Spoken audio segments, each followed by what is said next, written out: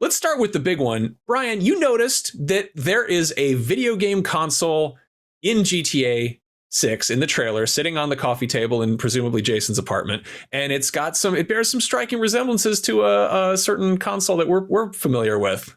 Yeah, so it looks sort of like a bootleg PS5, not the all digital, because it seems like it has a disk drive on the side of it, along with two bootleg DualSense controllers, which are both lit up inside Jason and Lucia's apartment. The console itself is also lit up and hooked up to a TV that's running commercials and stuff like that. Previous GTA games have let you sort of like veg out in your apartment or your house or whatever, watch TV. You know, there's been curated stand-up comedy clips and videos and stuff you can watch.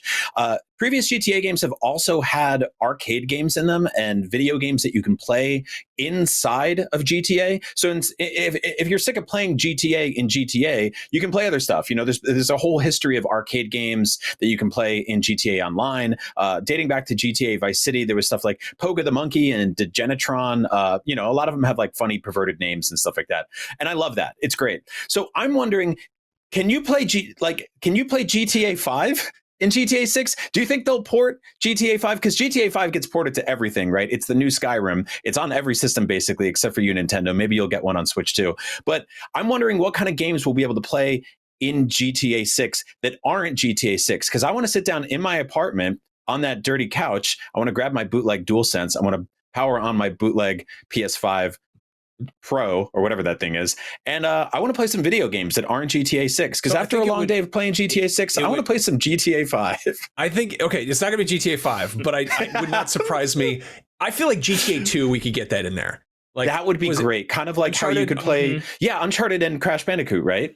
Yeah, I'm wondering if it's going to be like a similar vibe where, like, in that you had Nate sitting on the couch, and you know they're playing like Crash Bandicoot together, and there's like a whole cutscene built around it, which was so cool. And like, if you look closely, like there's two controllers on, like presumably he and Lucia are playing something together, or else they just, I don't know, they turn on too many controllers. I don't know why we would do that, but like, is there going to be an original game? I mean, it's presumably going to be an original game, because like I feel like if they just dragged and dropped GTA in there, that would be like a little too, I don't know. That'd be kind of phoning it in for Rockstar. Like, I think the best option for them, if they were going to put a GTA in there, would be Vice City, right?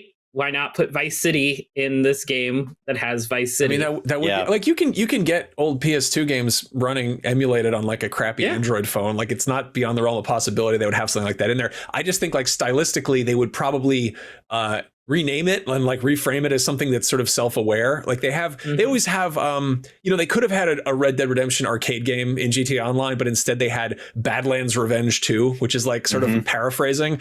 In GTA 5, they infamously had their sort of snipe at Call of Duty, which was Righteous Slaughter 7, The Art of Contemporary Killing, which is just like another way of saying modern warfare, basically.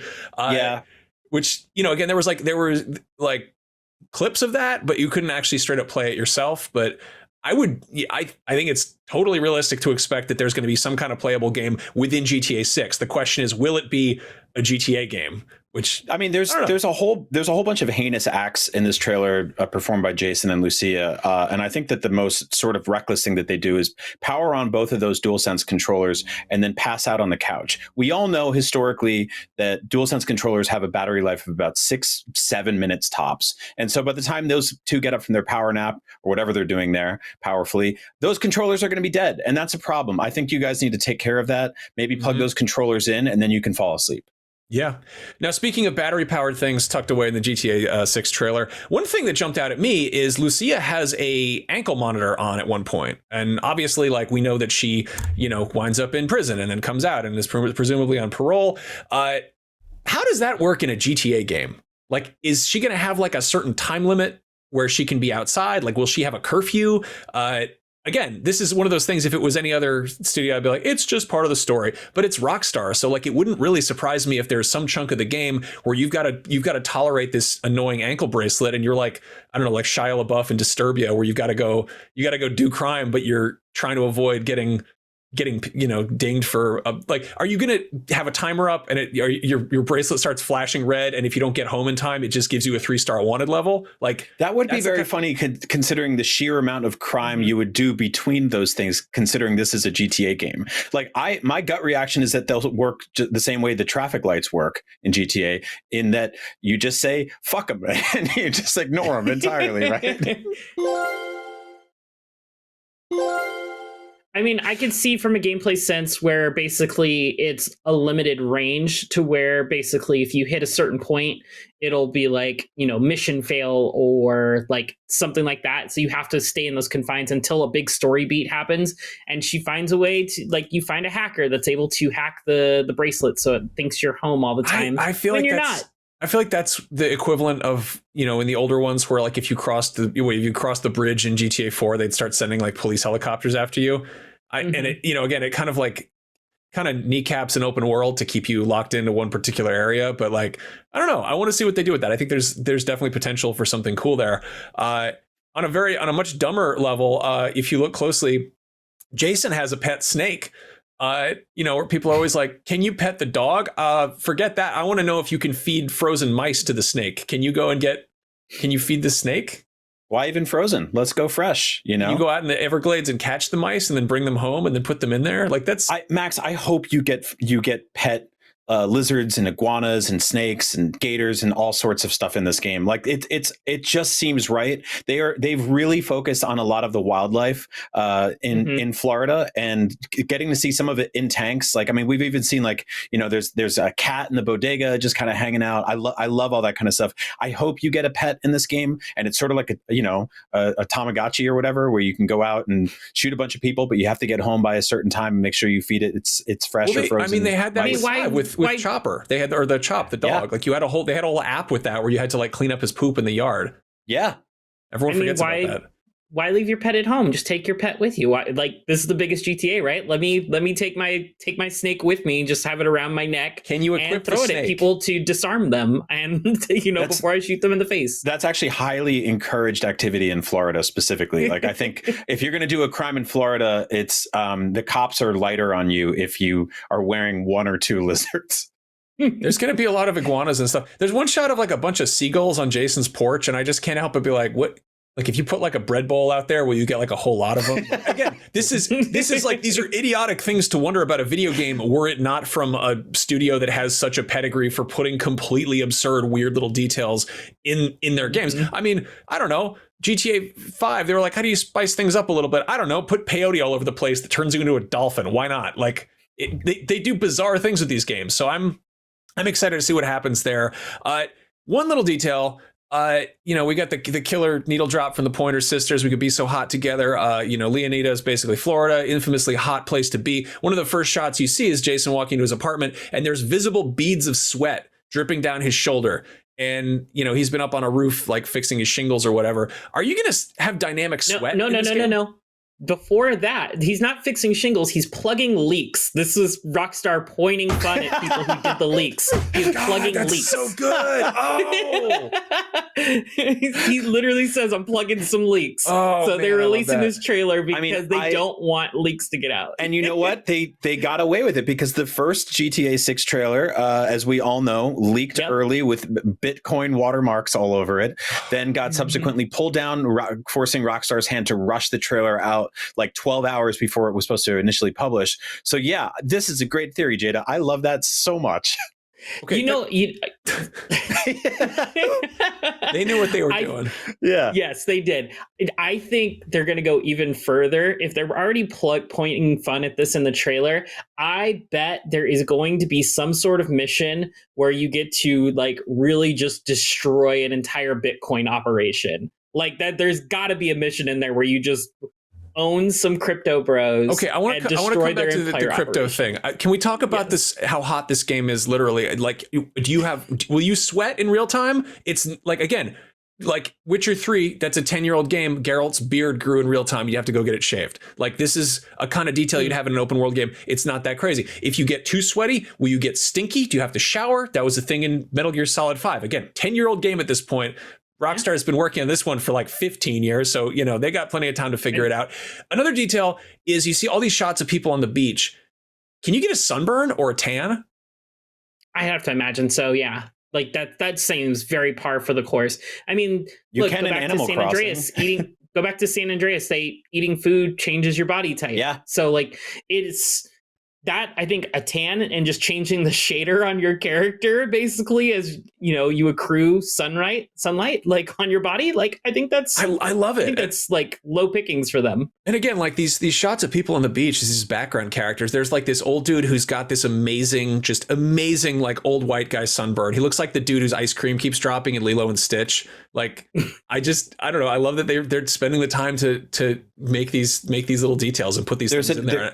An incredible range of human body types in this, which I think is really impressive, right? Like I think like historically old GTA games and really open world games in general, you just have like adults and they're just all sort of standing there. And here you have people of all ages, all shapes and sizes. And it's really impressive. And just seeing all those as NPCs, also like little things like, you know, seeing, people walk by you while you're working out. I wonder if like weightlifting is going to be a thing in this game, if you can get faster and stronger. Jada, like you said, like previous GTA games have experimented with kind of this kind of stuff before too. So like, I wonder if it's, you know, you can go and get tattoos. Like I know Saints Row games did that. You can definitely get tattoos. Yeah. Yes. Like I feel like haircuts and tattoos are a given. The weightlifting thing, I don't think they would put it in the trailer if it didn't play some important part. There is a detail though, like when you know Jason's pumping iron there, these girls walk by and they start checking him out. There's a bunch of shots in there of Jason getting like there's his neighbor hollers at him and he kind of smirks. There's one screenshot where I think it's Jason standing on like a balcony and he's with some older woman who's definitely not Lucia. So I'm wondering like this is clearly a game about Jason and Lucia as a couple, but like are they exclusive? Can you see other people? She was locked up for a long time. People have their needs. You know, maybe he was just sort of a man about town for a little while. It looks like he's well known in the neighborhood for various reasons. And so there you go. Sorry. I have to imagine you're not going to be forced to be exclusive. I hope because like, I mean, let's be real. A lot of people have played GTA for a long time and there's nothing exclusive about any of the relationships that you have or long, you know, there's not really long relationships in most of them either for the most part. But I hope that because it won't probably be exclusive, that there is some kind of story beats or like dialogue that pops up because if you're not faithful to Lucia or faithful to Jason. I hope there is some type of call outs on I that want type that. of stuff. I want that kind of that level of just bizarre interaction you have between characters. Like in 5, if you go to, you know, one of the characters' houses, like if you go to Michael's house as Franklin and shoot a bunch of rockets at his house, like Michael will call you up and be like, "What are you doing?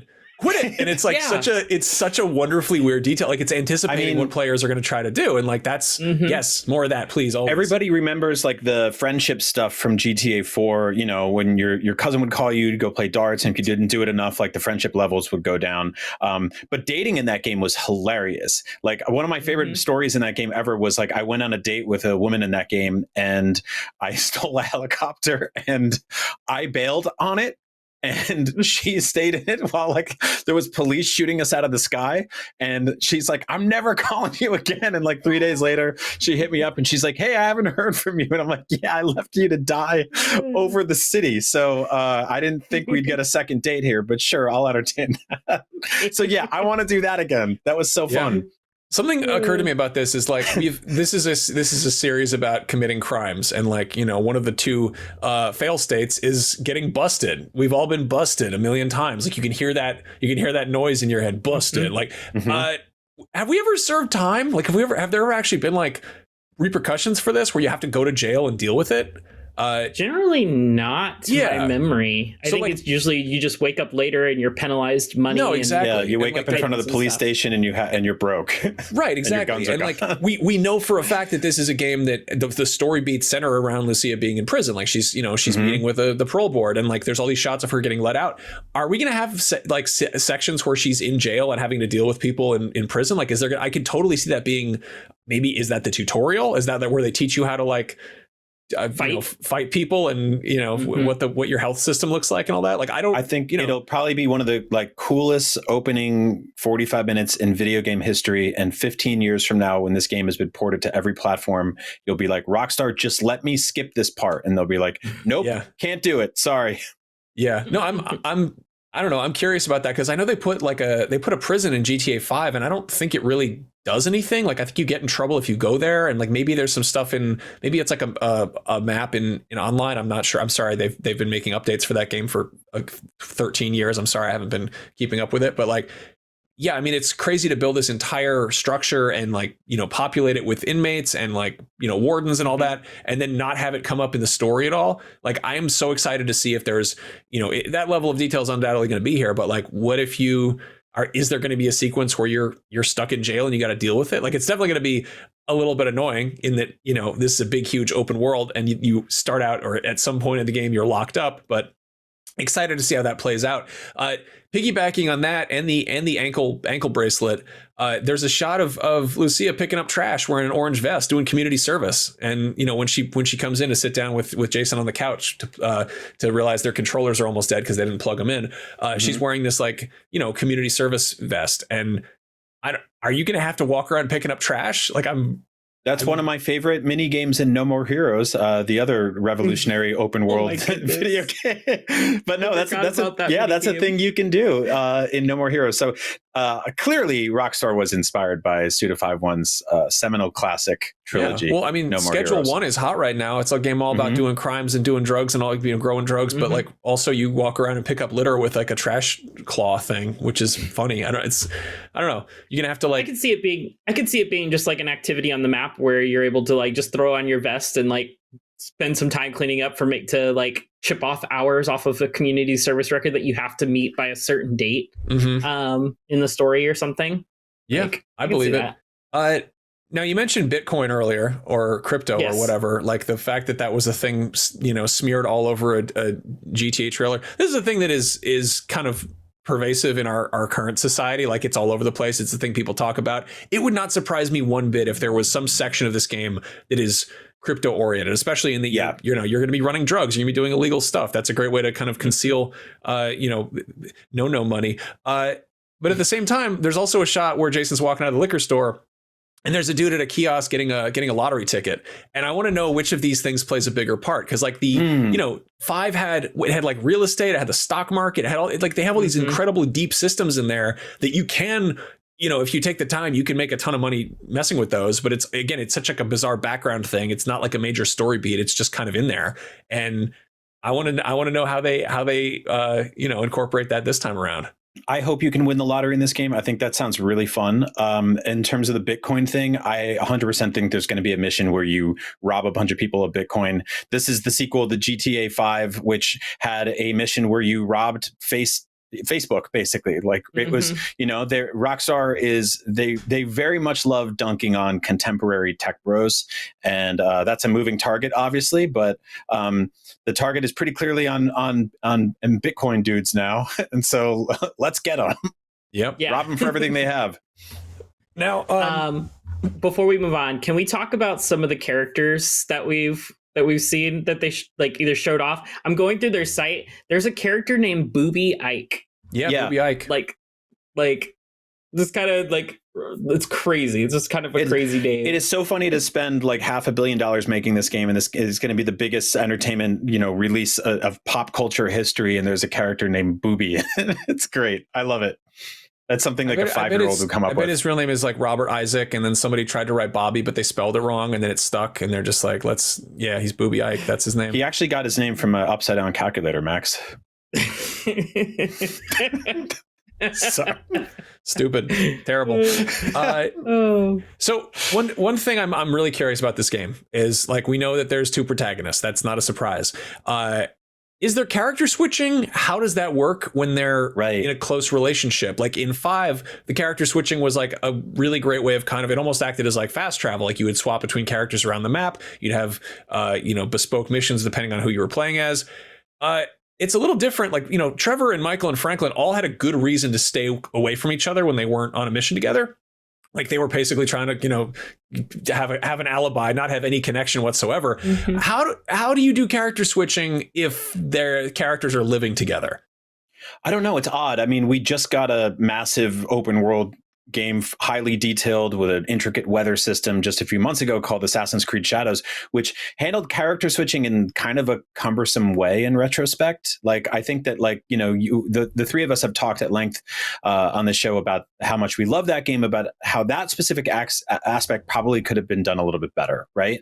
Like going into a mission as Yasuke and wanting to switch over to Naue was like a little bit cumbersome, and sometimes it wouldn't let you do that mid-mission. So I hope there's a little bit more flexibility here in GTA 6, because I would love to, mid-mission just, tag in Lucia or vice versa. Or, basically have one at one part of the map, one at another part of a map, and be like, hey, she's over there doing this, I'm over here doing this, setting this up, we'll meet in the middle. Like there was a bunch of heists in GTA 5, and I think that like there could be really clever ways to have that gameplay culminate here, where you're basically teeing up different details with each character and having them come together to like fully rob a bank or something like that. Like one character opens the back door, the other person has got the getaway car, whatever it is. Like there's a lot of potential there. So I do hope they handle that. We haven't really heard much about how that's going to function, but it's really exciting to me if it plays out the way I think it will. Yeah, we don't know a whole lot about how the actual game works, and I think the logical conclusion is that it's going to feel a certain amount like GTA 5, but that's also not guaranteed